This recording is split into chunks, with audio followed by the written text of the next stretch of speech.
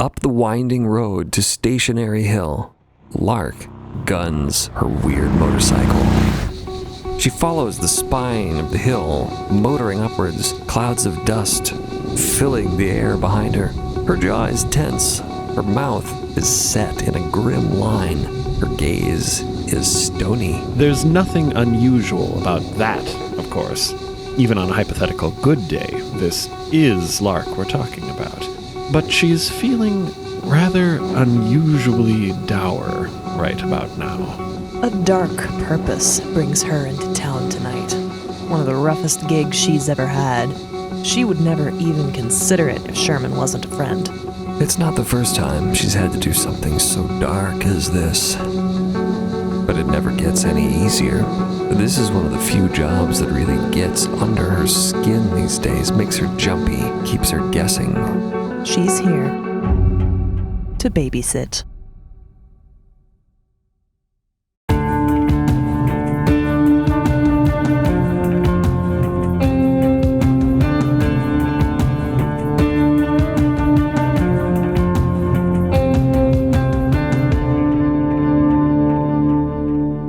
There's a big show at the Black Candle tonight.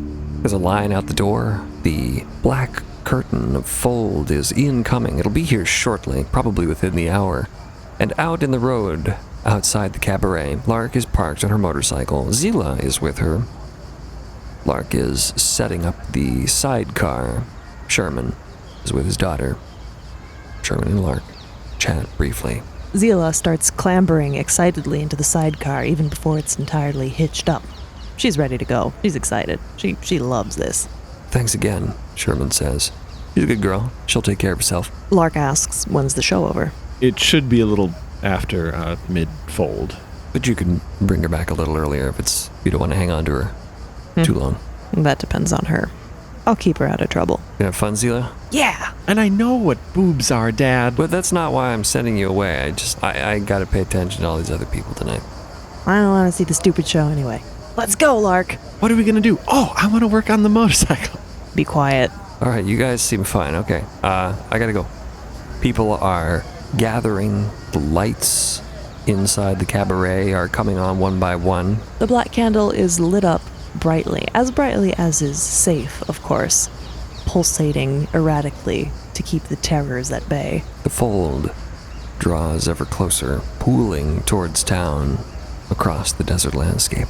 Alright, you gotta go, otherwise it's gonna get dark real fast. Yep, let's get out of here. And the motorcycle roars to life, and they're off. Many people in the streets watch it go. It is one of the wacky herbocular contraptions that comes and goes from town on a regular basis. And Sherman heads back inside. There's already an enormous queue at the bar.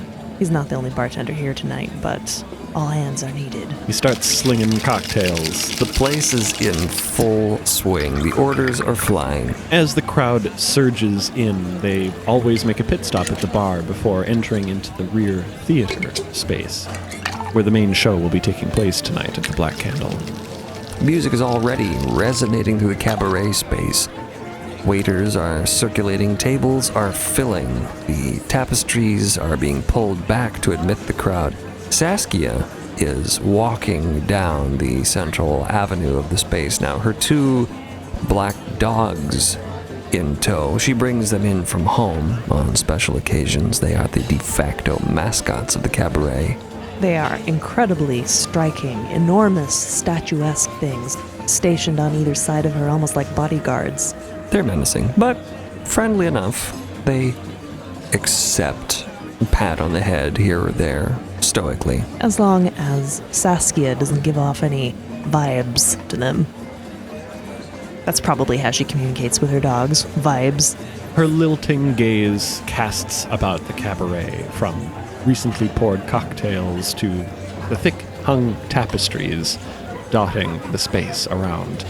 Most of the crowd are entering into the theater at this point, leaving the bar fairly empty as the show is about to begin. A few last cocktails are slung. Mr. Concord makes an appearance this evening. He's in a very good mood for some reason. He buys another round for everyone within earshot. And Sherman obliges. Tries to crawl on top of the piano. Is shooed off. Doesn't seem to mind. Mr. Stex is here. A few others from around town. Infuse even makes an appearance crawling into the back of the room. He's not really interested in the show. He rarely cares for the debaucherous spectacle on the other side of the bar. He's not a hot-blooded young man anymore. No, he's waiting for things to cool down so he can have a quiet cocktail at the bar while all the tomfoolery is going on in the back. Patrons pour through the maitre d', whisking people left and right. Mr. Weep passes by carrying his papers, winding up the stairs behind the bar, heading up to the overlook balcony to take in the show. Have a good night tonight, Shaman. Best of luck. Catch you later. I'm not performing, sir. Well, you sure as hell earning your tip somehow, my good man. All right. And Mr. Weep casts him an arch glance, oiling his way up the stairs. Saskia slides onto an empty stool at the bar. The dogs flank her, seated on either side, not in the stools. Are you going back there tonight? Sherman says, tipping his head in the direction of the theater in the back. Do you have anything on stage? Oh no, I won't be performing tonight. A few people are passing the bar, saying a few words, waving hellos, good evenings to Saskia. She nods to them. Sherman is idly mixing a couple more drink orders here and there. But the music is spooling up in the back. Most of tonight's patrons are already ensconced in the theater. The show is getting started. A few words are heard, muffled here from inside the bar, booming from on high as Mr. Weep takes a mic up on the balcony and says a few words, greeting everyone, introducing the evening's performers. There's applause, roars of laughter, a full, resonant hubbub of conversation. It's nearly a full house tonight. There's a good show lined up for the evening. And the bar, for now, is quiet. Everyone has their drink. Everyone will be back at intermission. Saskia leans one elbow on the bar and idly twirls her abacus on one finger. Actually, I was hoping to have the opportunity to chat with you a bit tonight, Sherman. Well, now's as good a time as any. Pretty low-key for the moment. The other bartender moves over to the far end of the bar, affording them a little privacy. He is nothing if not observant and socially attuned. Qualities any good bartender should possess. She doesn't look at him, but gazes past him to some of the gleaming bottles on the wall behind him. How are things going? It's been a year. Pretty well, thanks. I never hear you complain.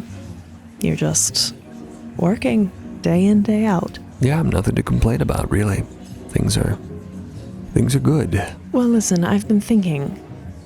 I'm going to reduce your hours, Sherman. He Now, looks up from the bar. before you say anything, I want you to know this isn't any kind of demotion. On the contrary, I'm trying to do a favor for you. The other bartender is decidedly not paying any attention at all. Oh no, not interested in this conversation one bit. The bar is quiet. Music resonates dully from the theater. I think you're working too much. The only free time you have to spend with your daughter is when she's here, which is fine, by the way. That's perfectly allowable. You know, I don't mind at all, but... A child needs her parents. Parent, in this case. A few late stragglers are making their way to the bar. The second bartender intercepts them, drawing their attention away from Saskia and Sherman. I just want to ensure that you have all the time you need to spend with your daughter. And, of course, it's your business who you choose as her caretaker when you're unable to spend time with her, but I must admit to some concern in your particular selection. Sherman regards her. She, surprisingly, is looking straight back at him. He is taken aback. Making direct eye contact with Saskia is a rare thing. I appreciate your concern, Saskia, but I trust Lark with Zila's life. On what basis, may I ask? Because Zila trusts her. So you let your 12-year-old make your decisions? Sherman takes a deep breath. The side of her mouth quirks slightly upward, softening the comment somewhat, but her eyes are still serious. I've asked Zila about Lark. It was Zila's choice. Zila likes Lark. Zila likes Lark. I like Lark well enough. She's an odd bird, I know, but... He's disconcerted by Saskia's steady gaze. Ugh, God, this just sounds like garbage coming out of his mouth. She's not gonna buy any of this anyway. I don't mean to put you on the spot. Well, not too much. I'm just trying to look out for you. He feels like a fucking idiot right now. Maybe he is a fucking idiot. He thinks maybe he should tell her he's a fucking idiot. But before he can, He decides he could start by actually just telling her the truth. She's still watching him. He leans in a little bit closer over the bar. The other bartender down at the other end is a consummate professional, seamlessly attracting the attention of the other few patrons still gathered in this part of the cabaret. Saskia, this isn't just a gut feeling, he says. I've gotten to know Lark rather well. Saskia's eyebrows go up, slightly, but distinctively. Is that so? She asks. Zila doesn't know and doesn't need to know, he says.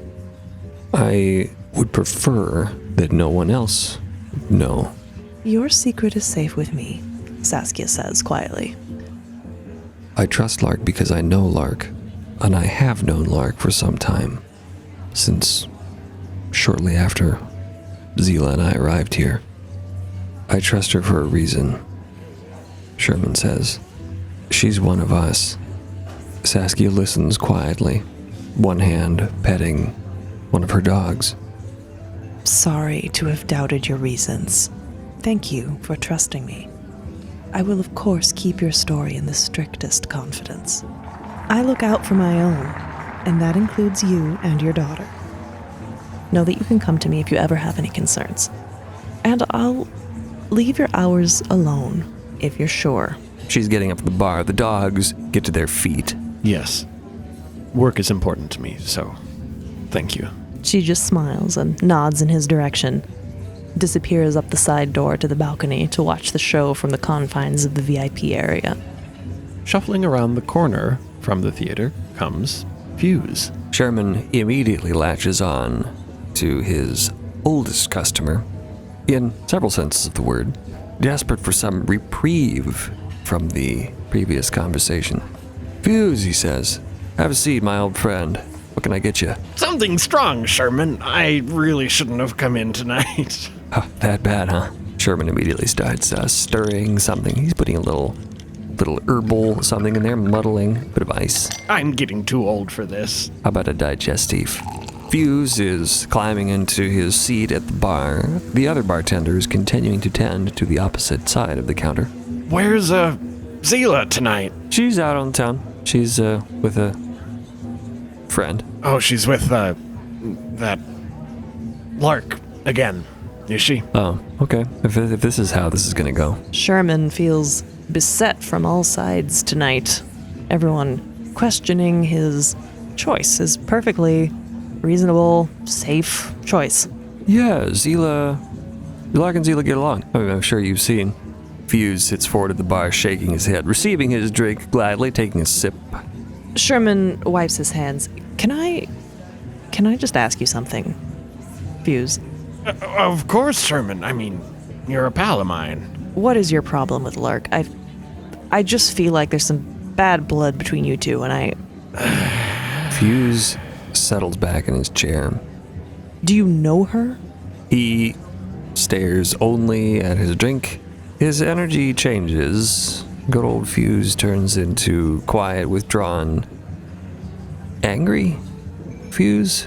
Sherman can see the change.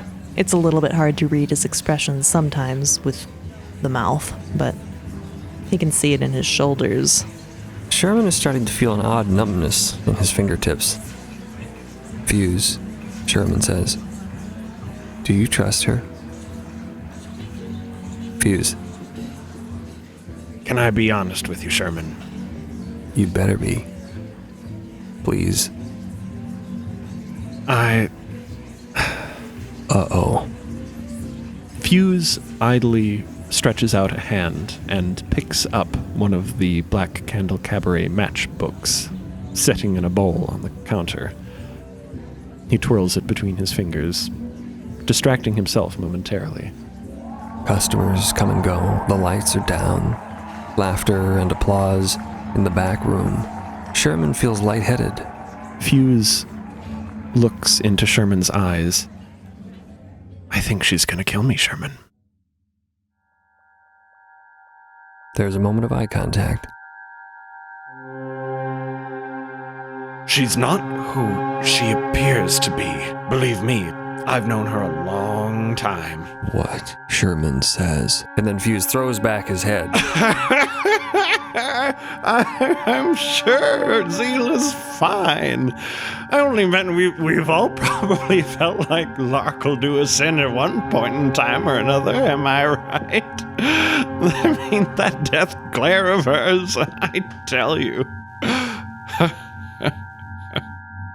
Sherman's eyes are locked on Fuse. He realizes he's gripping the bar so hard it hurts. Huh.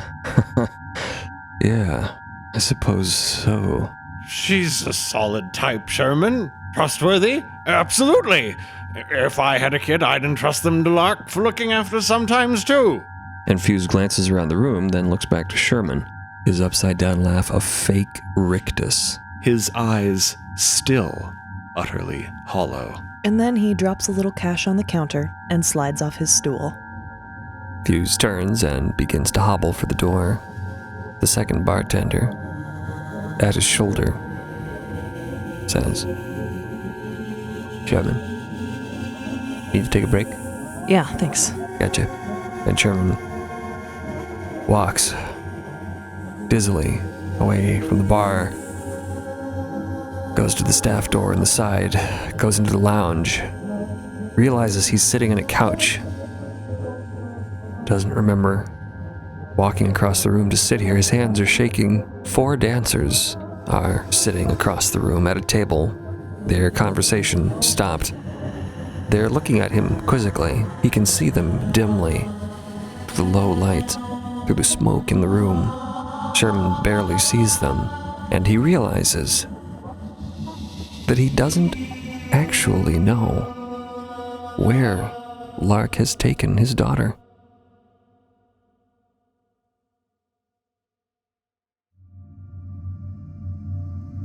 Thank you for listening. New episodes of Midst are available every Wednesday on midst.co, on your preferred podcast app or platform, and on Critical Role's YouTube channel. If you would like to unlock more episodes, have an ad-free experience, and access rich lore-expanding bonus content, go to midst.co to become a paid subscriber. Follow us on social media at Midst Podcast for announcements and conversation. Please rate and review to help the story continue. Thank you.